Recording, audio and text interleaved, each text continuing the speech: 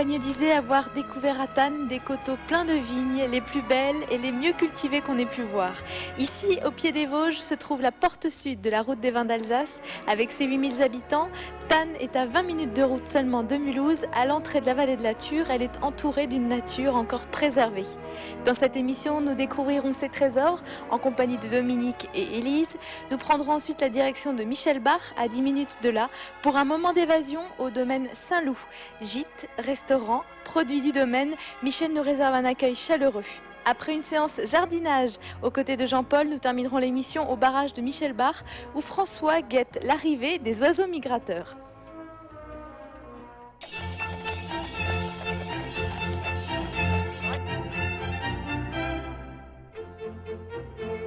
Bonjour Michel. Alors je vous présente Michel et son domaine Saint-Loup. Oui, c'est un vieux domaine familial. Donc depuis 600 ans, la famille ici exerce une activité donc à la fois agricole et puis aussi touristique depuis peu. Donc la famille entretient donc un verger, des étangs.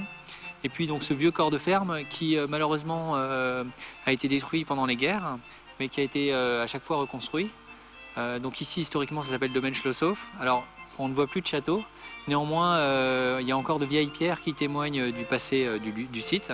Moi, j'habite ici depuis ma tendre enfance, donc je commence à connaître chaque recoin là, du domaine, tous les bâtiments, les forêts, les étangs. À cause de la guerre, la famille avait placé un fermier suisse ici. Et donc, au milieu de ses études, le bail s'est achevé et donc mon père a repris la ferme ici. Donc c'était un pari, en fait, un challenge pour lui. Et puisqu'il il faisait des sciences économiques, hein, lui, pas vraiment de l'agriculture. Et puis progressivement, il a diversifié ses activités avec des choses assez amusantes. On avait, avec un élevage de singes sur la frontière suisse, des macaques, des sélèves. Et il a fait une activité cheval donc sur le domaine. Vous avez vu les montagnes juste derrière. On a fait pendant presque une vingtaine d'années des courses d'endurance équestre et des stages. C'est ce qui nous a mis un peu le pied à l'étrier pour le tourisme.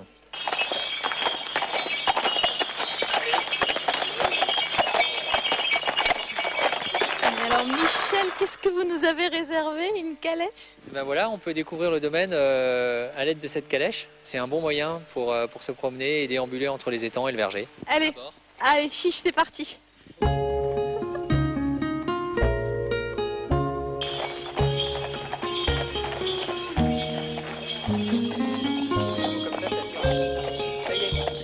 Quel est le panel d'activités qu'on peut faire au domaine Saint-Loup? C'est assez impressionnant.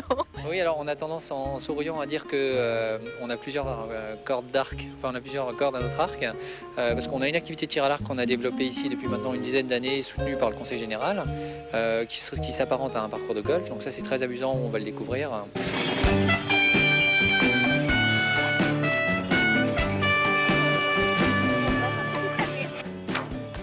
Il y a deux formules possibles. Soit vous êtes autonome, vous êtes déjà archer, et à ce moment-là on vous laisse évoluer tout seul. Ou alors on vous fait une petite démonstration et donc on vous explique le maniement pour la sécurité et aussi pour l'adresse pour pouvoir tirer dans le centre de la cible. Donc c'est des objets pointus, donc ça demande un minimum d'attention et pour la sécurité. Donc la première chose qu'on vous fait, c'est vous placer le corps, on vous met deux profils, on vous passe une flèche, on vous montre comment l'encocher sur la corde. En général on tient la corde avec 3 doigts, on dispose à 2 cm sous l'encoche. Et donc on arme jusqu'à toucher le bout du nez avec l'index. Ça permet de viser le long de la flèche, le centre de la cible. Je n'avais jamais envisagé le tir à l'arc comme ça, en pleine nature. D'habitude, on le voit sur des cibles, en club. Ça se pratique de plus en plus. C'est ce qui plaît ici. Ça permet à la fois de côtoyer la nature, de se promener. Vous avez vu que c'est des cibles en 3D, donc c'est des cibles animalières. Donc c'est beaucoup plus amusant pour les enfants, beaucoup plus ludique. Et ça n'empêche pas qu'après, quelqu'un qui vient régulièrement adhère à un club et puis se mette à du tir plus sur cible à des distances supérieures. Nous, on tire à des distances relativement courtes, entre 5 et 25 mètres.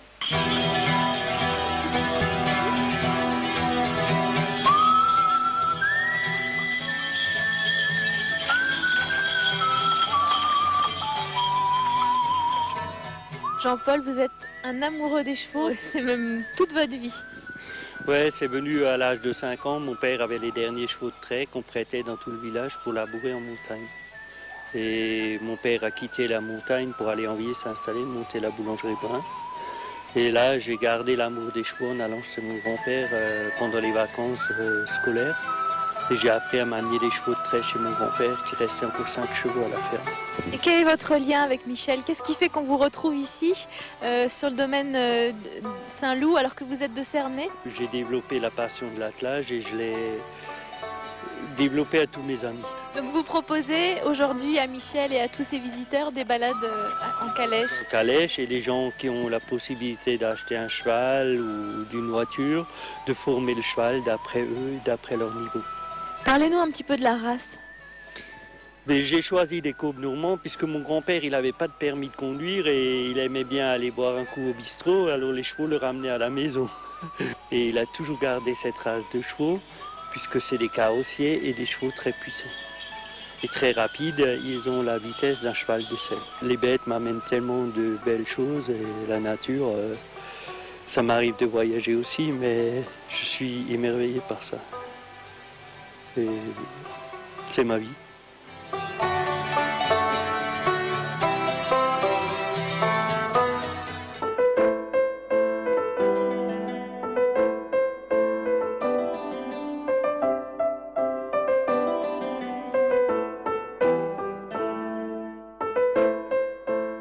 Bonjour Dominique. Bonjour.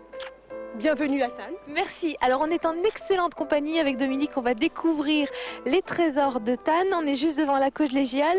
C'est l'un des plus beaux bijoux. Le plus beau bijou de la ville. Un des plus beaux bijoux. Il y en a d'autres. On va les découvrir. Et on va aller vers le grand portail puisque c'est l'endroit unique en France, dit-on, où il y a un portail à triple tampon où Élise nous attend pour vous faire découvrir les trésors. Élise, la spécialiste de la collégiale, on la retrouve. On y va? Voilà, on y va.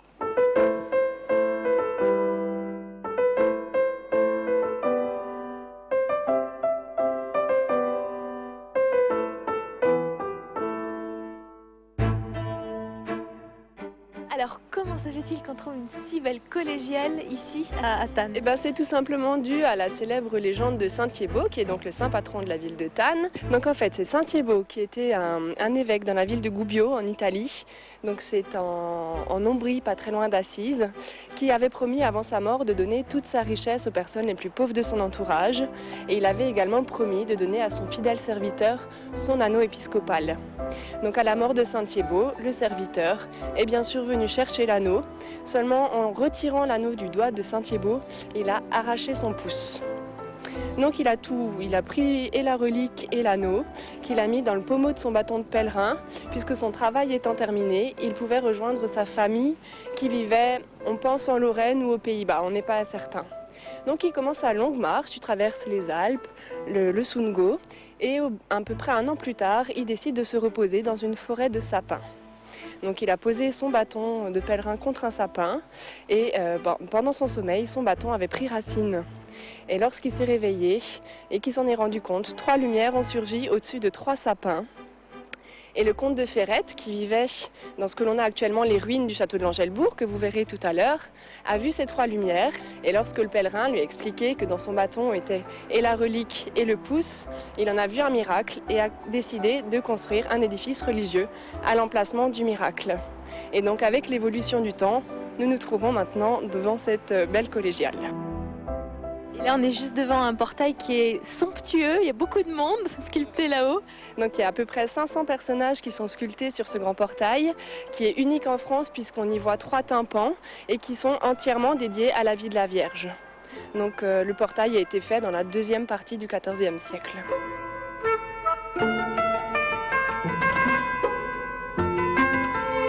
Si vous venez à Thann, c'est immanquable, il faut monter au château avec cet œil de la sorcière qui est derrière nous.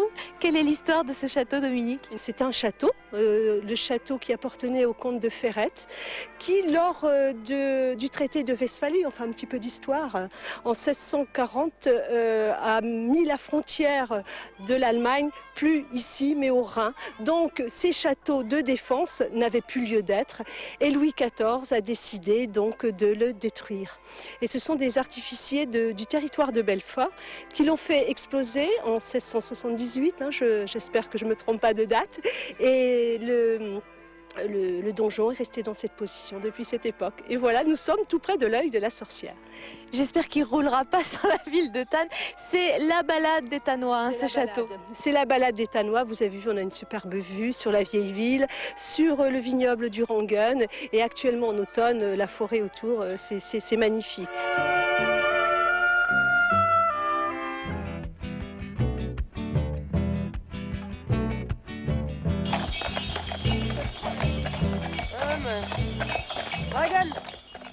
Allez, comme chaque semaine, c'est l'instant cuisine en compagnie de Michel.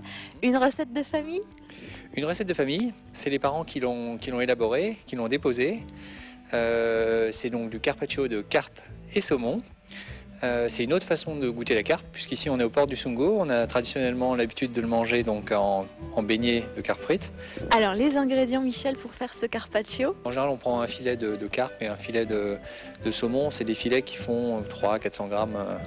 Voilà. Alors, donc, la première chose, c'est de préparer la marinade. Donc, la marinade, on commence par mettre le vin, donc tout ce qui est liquide, hein, le vin, et on utilise du caramel.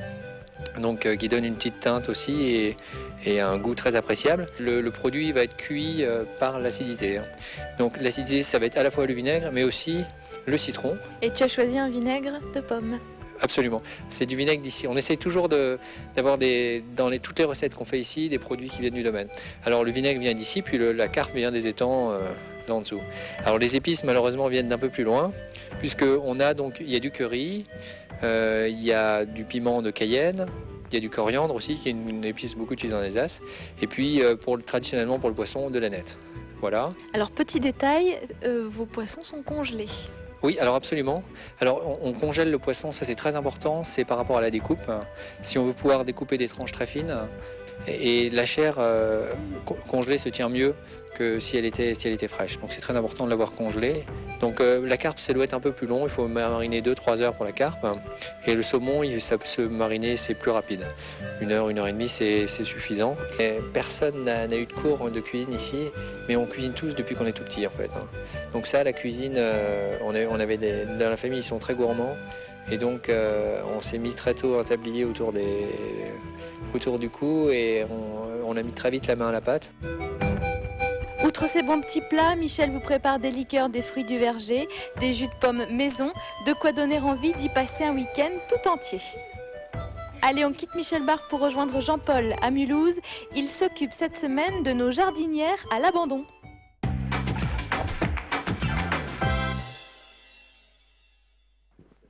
Bonjour messieurs, bonjour Charles. Bonjour Caroline. Quel plaisir Bonjour, de vous retrouver Caroline. dans le jardin. Bonjour Jean-Paul. Alors on a vidé nos jardinières de géranium la semaine dernière et alors cette semaine Charles arrive à la rescousse avec Tout plein à fait. de petites choses à nous proposer. Pour faire une jardinière d'automne et même une jardinière d'hiver. Qui tiendra tout l'hiver jusqu'au printemps. Ça c'est super. Alors plein de du couleurs. bon terreau toujours, faut le préciser, hein, c'est important. Et puis alors on va rester dans une thématique un peu rose. Hein, oui, on va rester dans les tons pastels. Mhm. Là, donc on va planter une calona rose. Donc ça c'est une bruyère. Hein, qui vient bien au milieu parce qu'elle est jolie, elle est bien touffue. Puis elle va rester, hein, comme ça, elle va rester longtemps, même quand les fleurs sont passées, elle va rester pareil. Qu'est-ce que vous avez mis là? Petit C'est fusain. un fusain Qui va grandir? qui va grandir, oui. Ouais. Et un petit chaman. Après, on peut le mettre, le fusain, une fois qu'on débarrasse la jardinière au printemps pour remettre des géraniums, on peut bien sûr planter le fusain au jardin, comme le chamassiparis aussi. Hein, ça fait des petits arbres. Devant, on va mettre 2 petits lierres Ouais, ils Ça, sont c'est jolis sympa. ces lierres, hein, parce qu'ils sont panachés. qui Hein. descendent. Et en entretien, qu'est-ce qu'il faudra faire alors? L'entretien, arroser de temps en temps au courant de l'hiver. Ce qu'on va encore faire, on va mettre 2 cyclamènes, des mini cyclamènes Ils sont beaux, hein, qui sont très résistants jusqu'à -3, -4. Donc on les plante avec les pots. Et pour pouvoir les sortir. Voilà, et vers mi-novembre, ou ça dépend quand il commence à geler fortement. Hein. Ce sera En certainement- général, on a quand même des gelées après la mi-novembre. Vers le 20 novembre, c'est sûr Et qu'il y en donc aura. devant, on peut mettre des petites cornutas. Donc ça, c'est des petites C'est violas. c'est Hein. la petite viola cornuta, la petite pensée, qui est très résistante au froid Mhm. et qui est très florifère et qui refleurit très bien au printemps. Et qu'on peut mettre au jardin aussi, après, Aussi, ou bien dans sûr, les replanter. plates-bandes. Ce que je voulais dire, Caroline, c'est qu'à la place d'un cyclamène, on pourra aussi mettre Oui, un on petit pourrait mettre chou un chou. d'ornement qui reste lui aussi dans les tons. Merci d'être venu Charles. Merci Caroline.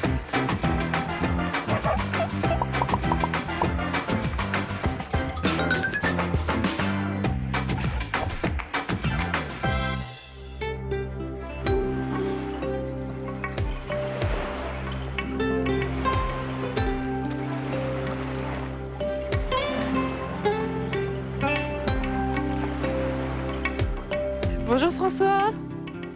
Bonjour Caroline. Et je vous fais la bise.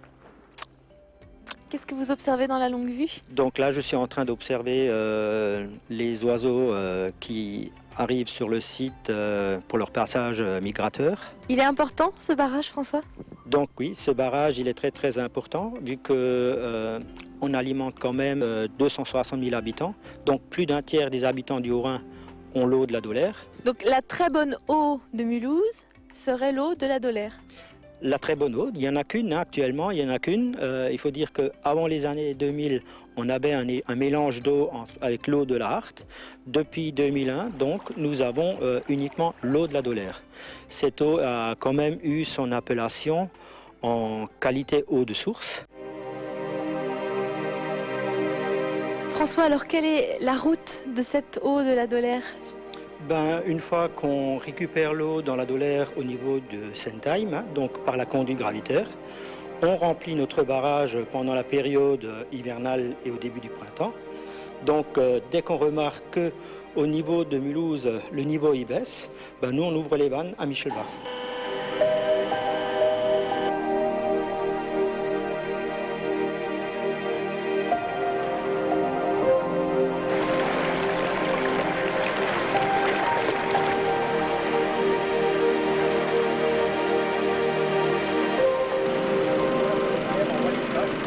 Hormis votre fonction de technicien sur ce barrage, vous êtes un passionné d'ornithologie et on le comprend, c'est devenu une réserve naturelle. Aujourd'hui, on a du cormoran, des harlebièvres, je vous ai cité tout à l'heure.